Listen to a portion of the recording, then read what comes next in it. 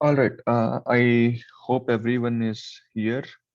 So let's start today's session. But before we start, did everyone submit your lab one? Did anyone have any problems with submissions, or doesn't everyone have an idea about what your lab is, how it's done, and what are different software that we use and things like that?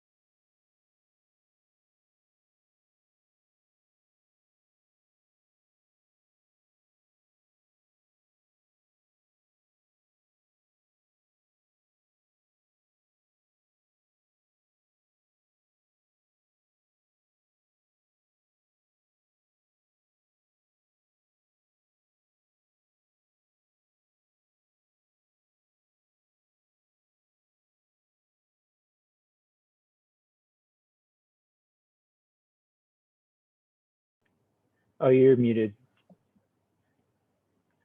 Oh, sorry.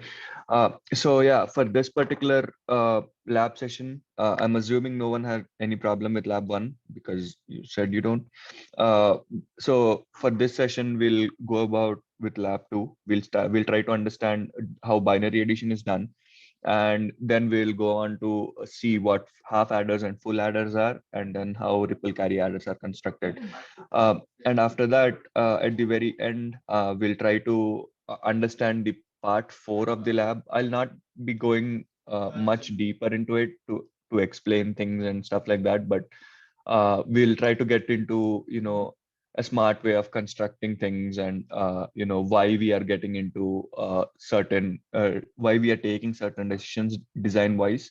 And after that, I'll leave it to you guys to design stuff and have fun with the lab.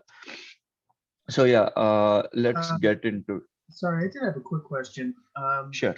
Regarding just what someone said in the comments that Mhm. we were supposed to turn in the program files. I the put in the my report. I put in the schematic. Like I took a screenshot of it and I put the code. Like I just pasted it in there. Do I need yeah, to include those files separately?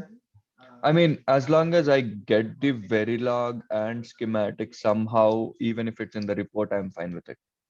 Okay, yeah, it's all in there. It's just not separate files. Yeah.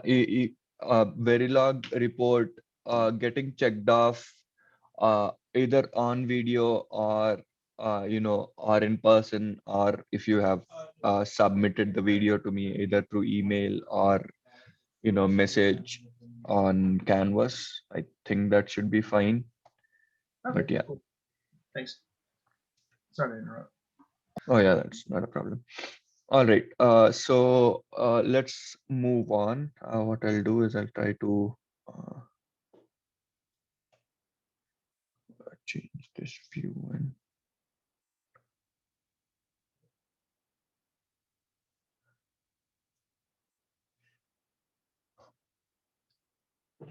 all right, can everyone see this? Yeah. All right. All right. So I'll be moving on. So I'm pretty sure everyone is familiar with binary numbers in general. So well, let's just go through what binary numbers are and what place values are, right? So if you have a number, something like and if you have any questions in the meantime, you can always interrupt me. So if you have a number like, say, suppose 101010, right? The way you find the actual value of this number is starting from the rightmost position and going in this direction while giving the values of in powers of 2. So it is 2 power 0, 2 power 1, 2 power 2, and so on, right? And you add all of these and you get the actual value of the number, right? So with this in mind, what we'll do is we'll try to understand what binary addition is for 1-bit numbers, and then we'll try to expand it to multi-bit numbers and see why we are doing certain things, right? So let's say we have two binary numbers, A and B, and we are trying to find all the possible combinations of A and B. So we have 0 0 0 1 1 0 and 1 1. So what I'm trying to do is I'm trying to build a truth table for a 1-bit addition operation, right? So for that, what I'll do is I will list out these things.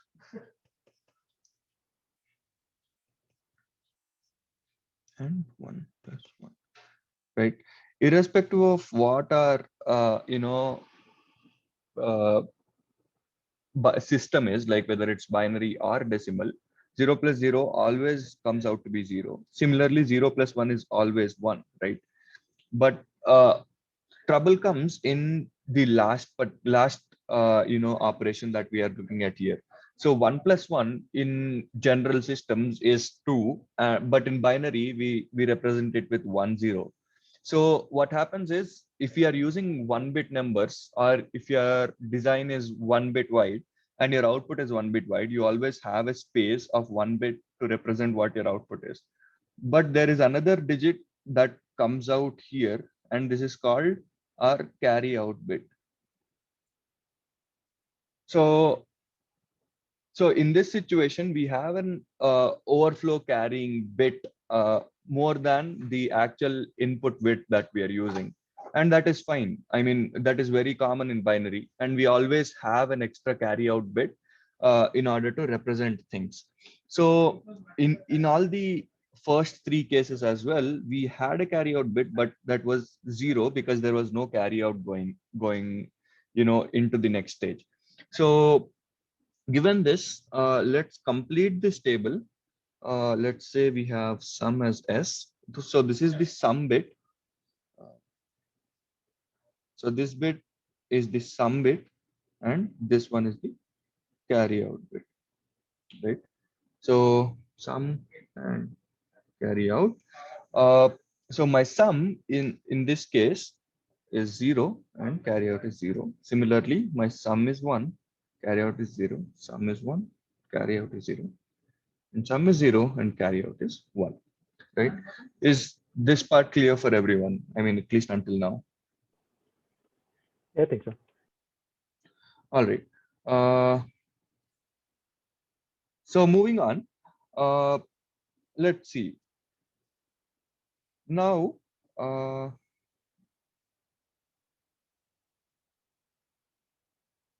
I need to find out, or I need to have a mechanism by using which I can describe this sum and describe this carry out.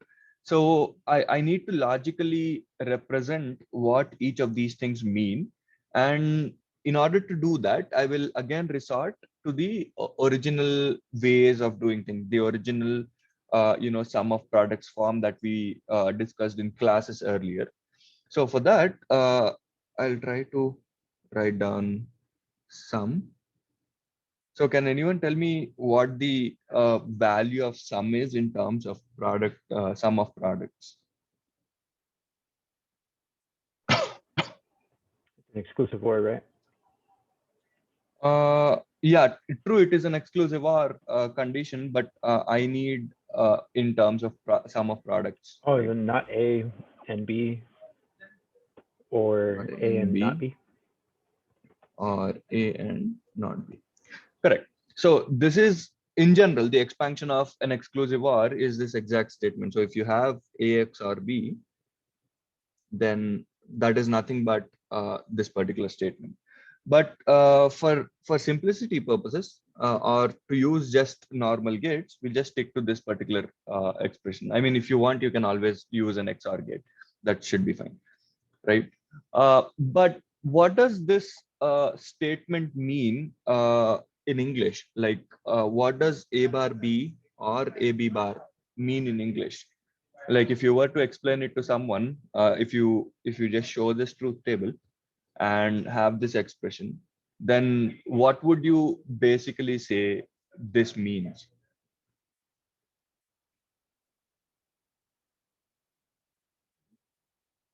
Anyone? I would say it's only true if A does not equal B. Yeah. So your output is true if A is not equal to B. That is one condition. And another condition is if A is 0, and that means if A is 0 and B is 1, then A cannot be 1 and B cannot be 0, right? So all these inputs that you see here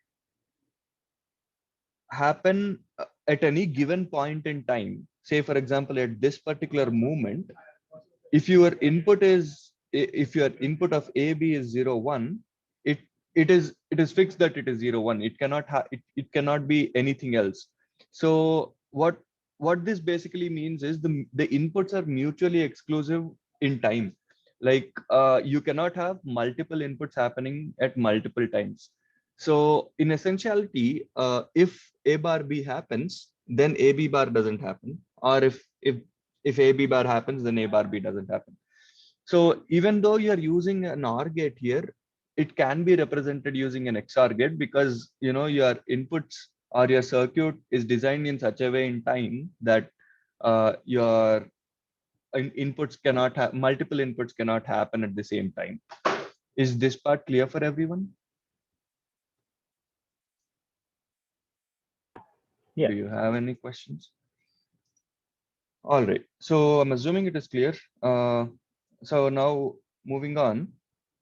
Similarly, we try to come up with an expression for what our Cout is, and in this case, Cout is pretty simple. It only has one term, and that is AB, right? So if I were to design a circuit that looks something like this, where I have inputs of A and B, and my output of sum and carry out. Internally, my sum is following this particular expression and my carry out is following this particular expression. So I have some logic for sum, and that is this one. And I have some logic for carry out, and that is this one, right? So if I have a circuit something like this circuit would essentially be called a half adder, right? So it's a fun way of getting to know your addition design.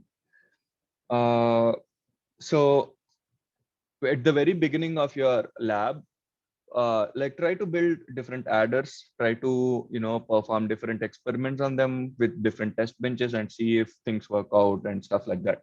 So start with a half adder, right? So we'll see why we are moving towards a full adder and what a full adder is, and what are the advantages of it, right? So as of now, we have a design that basically does this. I have A, I have B, I have sum, I have Cout. I call it a half adder, right? So now let's say I have a series of numbers or two binary numbers. This time both are capital because they're multi-bit numbers, and they're 1 0 1 0 and 1 1 1 1. Right? Say suppose I have these numbers and I'm trying to add them, right? So how would I proceed about adding these numbers? Like, what would be my first step?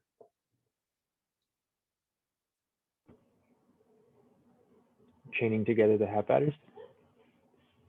Oh no, I mean in terms of math. Yeah. Oh, I guess just So right. yeah, so start with the rightmost bit or start with the least significant term. So I'll start here, and 0 plus 1 is 1, obviously. And then 1 plus 1 is 2, which is 1 0. So I have 1 as carry bit and 0 as this particular sum out. Similarly, 1 plus 1 is 1 0, and 1 plus 1 plus 1 is 1 and 1. So I have this as my final carry out bit. These are sum bits, and these are intermediate carries, intermediate carry bits, right?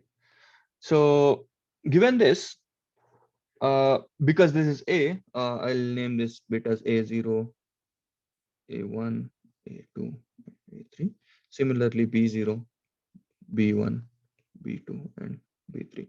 Again, to iterate back using lab1, if it's a 4-bit number like 3 down to 0, A, then A0 basically means A of 0, right? The terminology is something like this.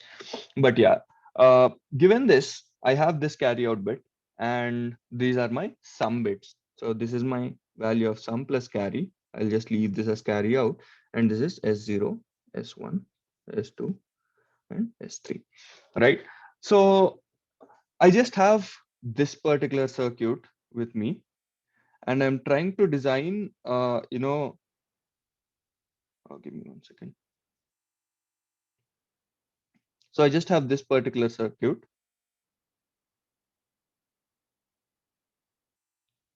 Okay.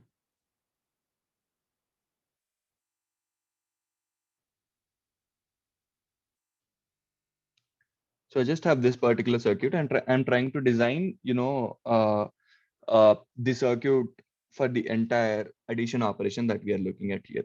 So how would we go about doing something like that? Like how would we perform addition operations on this one?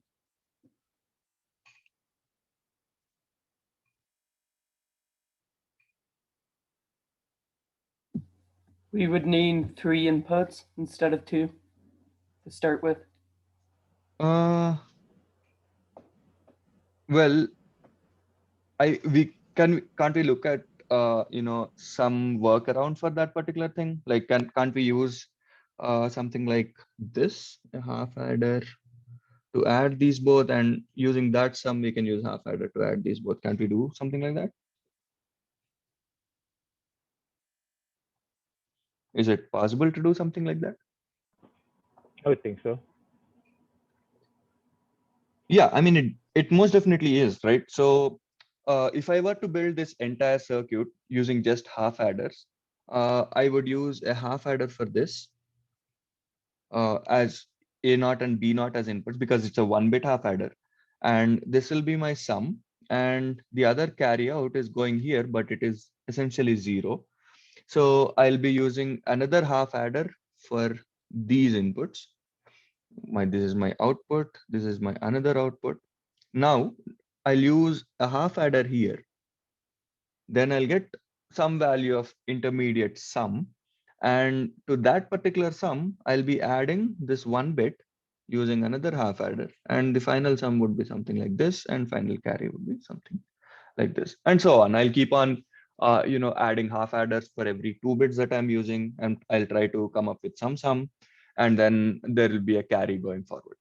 But using something like this is a very inefficient method, right? Because how many other bits are there? We need to segregate them into 2 bits each, and then after we do that, we'll need to kind of then go ahead and use more hardware per bit in this particular case.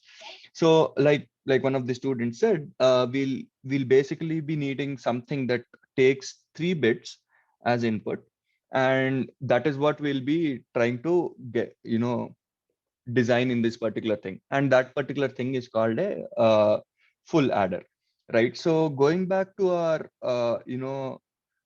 truth table that we got here, we just had 2 inputs, A and B. Now we'll be adding another input called carry in, or C, and then we'll try to design what that circuit looks like, right? So moving forward, I'll just have a truth table called A, B, and C. Now in this case, these are my inputs. and I have a sum as an output and a carry out.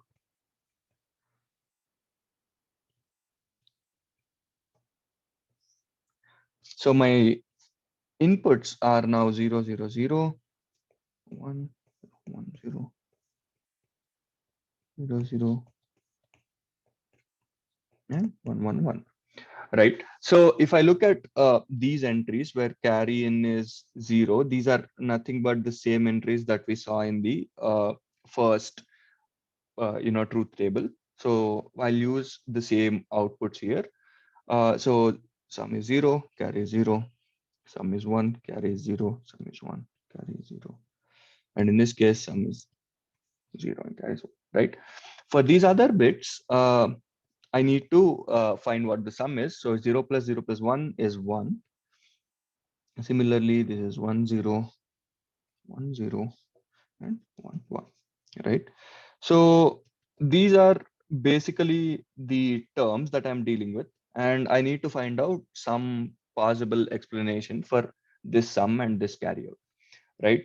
So what I'll do is for the sum part, I will list out what my expanded logical expression is, that is my sum of products form, and I'll tell you what form it can finally take, and I leave it for you guys to figure out what the expansion for that is or your derivation for that is. And for carry out, I'll do the same thing, but in case of carry out, I'll be going through the entire derivation for it, right? So let's start with carry out, right? So carry out, there are 4 min terms or four places where your output is 1, and those are a bar bc plus a b bar c plus a b c bar plus a b c, right? So before we get into solving this one, can anyone tell me what a times a bar is, or any number times any? 0. So in bar, yeah, so a times a bar, sorry, a times a bar is 0. And what is a plus a bar? 1. 1, right? So we'll be, and finally, what is a plus a? 1. I Or think it's, yeah, it's not 1. 0. It's an Oh, a. A, yes. I mean, by plus, I mean or operation, obviously. So these are logical. They are not mathematical, right? So we'll use something very similar to this. So I have an ABC here. I'll try to write the whole thing with extra ABCs because it wouldn't matter. So I have ABC plus AB bar C plus ABC bar. I have a plus ABC here. What if I do plus ABC plus ABC? Does it change, what my circuit is, or does it change the logical functionality of my carryout? So ABC plus ABC plus ABC would still be ABC, right? Using this particular thing. Yeah, that's right. So what I'll do is I'll take BC common out of this. So I have A bar plus A plus I have AC common out of these both. So I have B bar plus B plus AB of C bar plus C, right?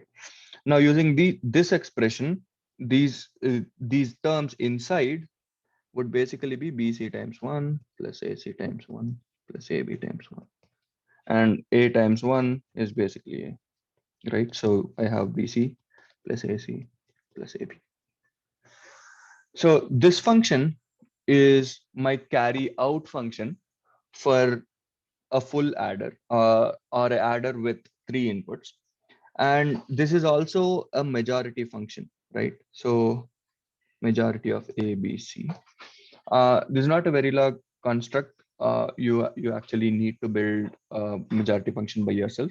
And what majority function basically means is the output or the value of the function is basically whatever the values majority of the inputs take.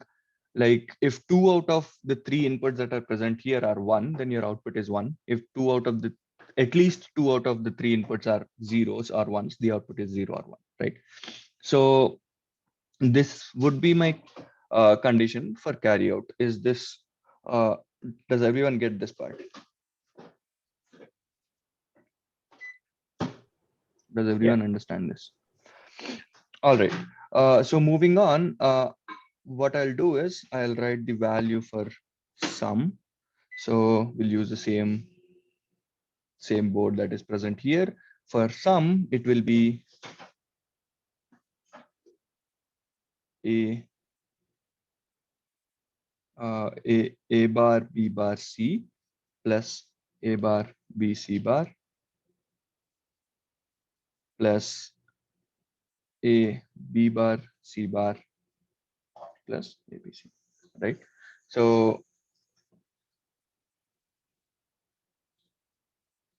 our sum is basically a b bar c bar plus a bar b c bar plus a bar b bar c plus abc, right? So I'll not go through the entire derivation, but after your logical operations are applied, you'll end up with something like this. So it's AX or BX or C, right? So it's a fun operation to go through. I will actually leave it for you guys to, go through it and, do something. Now moving on, we'll go back to the same operation that we did earlier. That is, I have an A called 1 0 1 0. I have a B called 1 1 1 1, and I need to find out what my sum is. I have intermediate carry bits, so it is 0 plus 1 1 0 1 0. I have an overall carry out, and this is 1, right?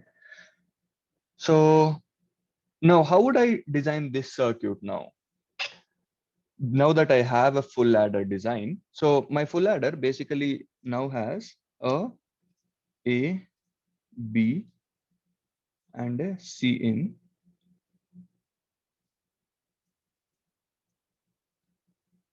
B and a C in. It's called a full adder. I have an output of sum and output of carry out. And all these are 1-bit numbers, obviously. So I'll use the same full adder here. And I'll assume that these bits are 0. In fact, there's no assumption there. Those bits are 0. So we'll put a full adder here with this as A. Again, it's A naught, this B naught, but those are our inputs for this particular full adder. This is my C in naught for full adder naught, right? And this is my output, and the other output is this particular 0.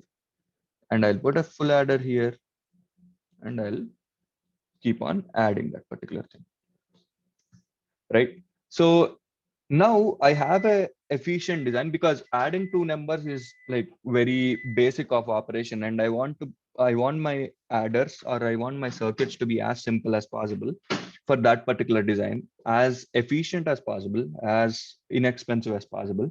And full adder is one way to do that, or one way to achieve that, because addition of 2 numbers is a very common operation, and that's the reason. And addition of 2 numbers generally gives out a carry or a bunch of intermediate carries. So we need some adder that performs addition for 3 bits, and a full adder achieves that for us, right? So given this, let's try to actually draw the block diagram for how our full adder will be, and we'll try to understand how things are, right? In general, because we do addition from right to left, I like to draw full adders from right to left, but it's up to you guys how you go about that one, right? So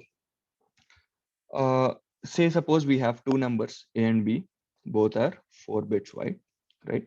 And we need to draw the block diagram for this particular thing. So how do we do that? In order to achieve this particular thing, we'll start off with one full adder,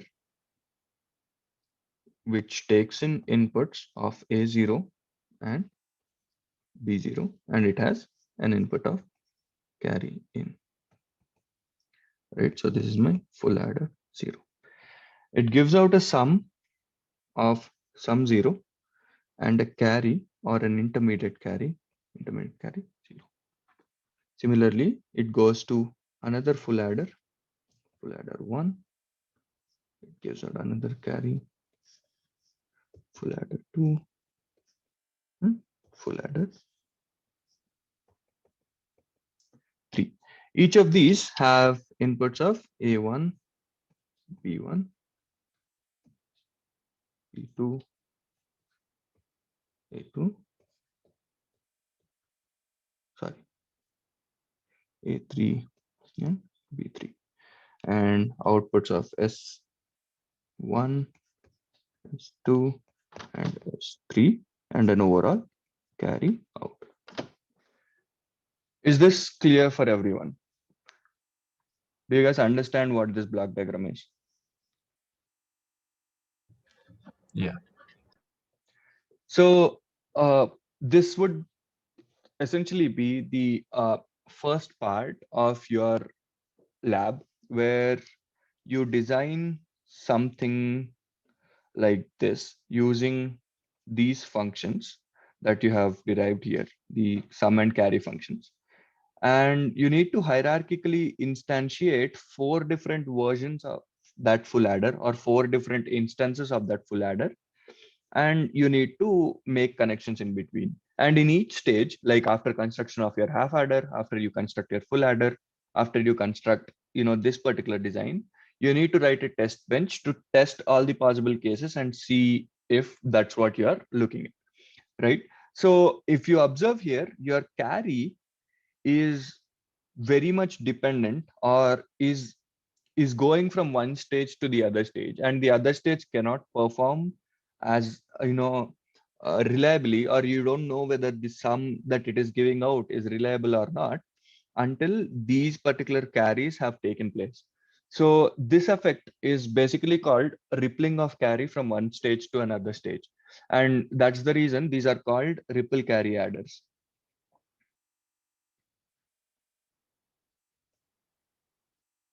Right? So what will happen is, in this case, you have a dependency of carry on the next stage. So let's assume, or let's do a fun little thing here, right? Say for example, your full adder, each full adder takes 20 picoseconds to perform, right? So for example, if you give an input of A, B, and carry in at time 0, then you see an output of sum and carry reliably after 20 picoseconds, right? So given this, how much time would I take to perform an addition operation of two 4-bit numbers?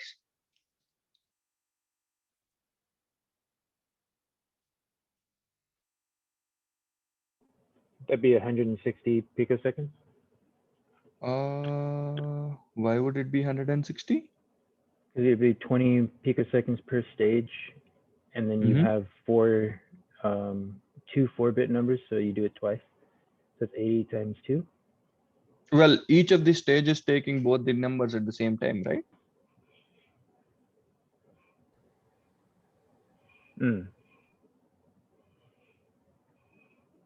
Yeah, So sorry, two I thought you 4-bit meant do two operations of adding two 4-bit numbers. That's my bad. No, I said I have to add two 4-bit numbers. So I have A and B. I need to add them, and I need to find out what my total delay is in this particular case. I see. Yeah, so it's only half of what I said. It'd be 80.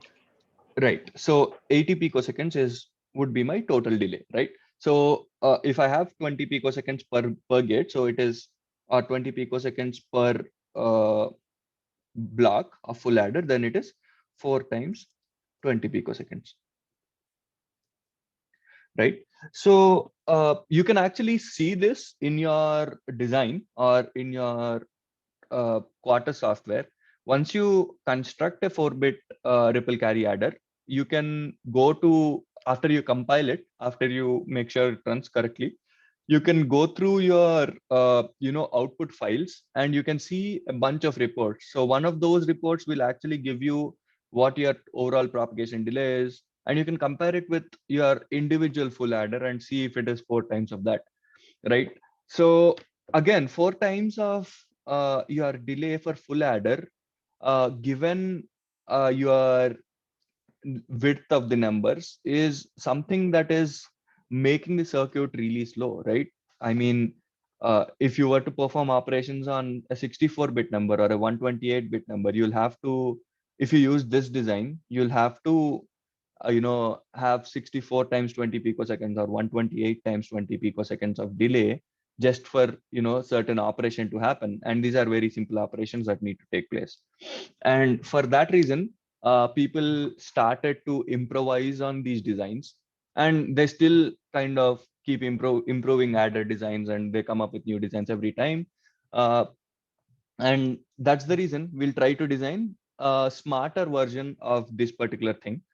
And one such versions is actually explained in the lab, and you need to design one such version in this particular um, lab session. So to do that, I'll just give you hints, like very top level hints, and I'll leave you guys to figure out what the design is. So some of these are, so basically think about it in these lines, right?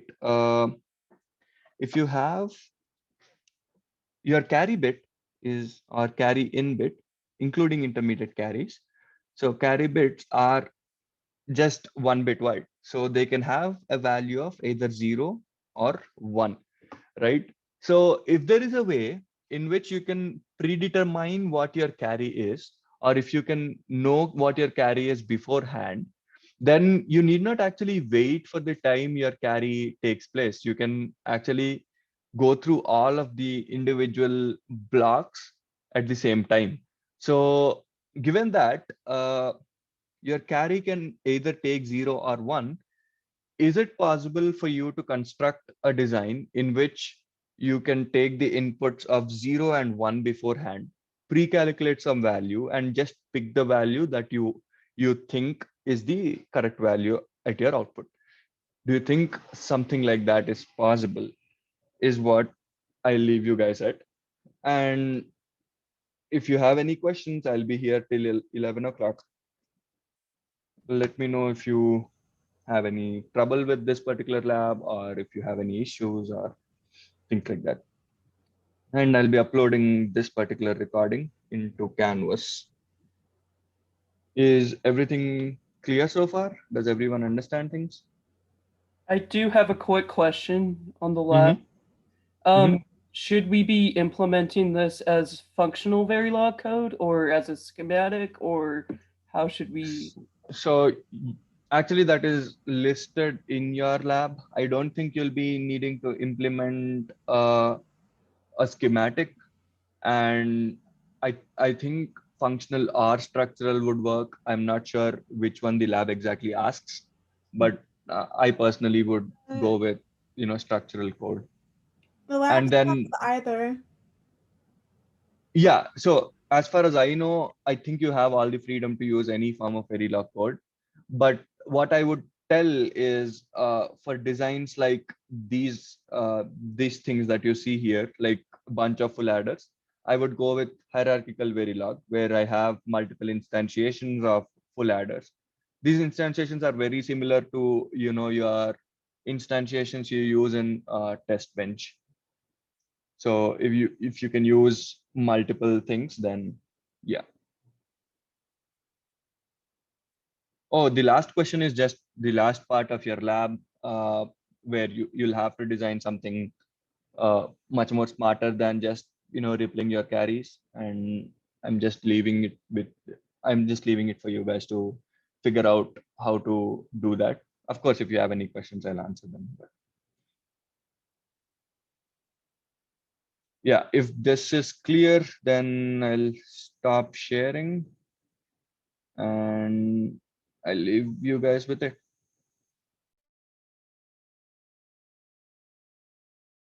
Yeah, let me know if you have any questions. I'll have this Zoom session on until 11 o'clock.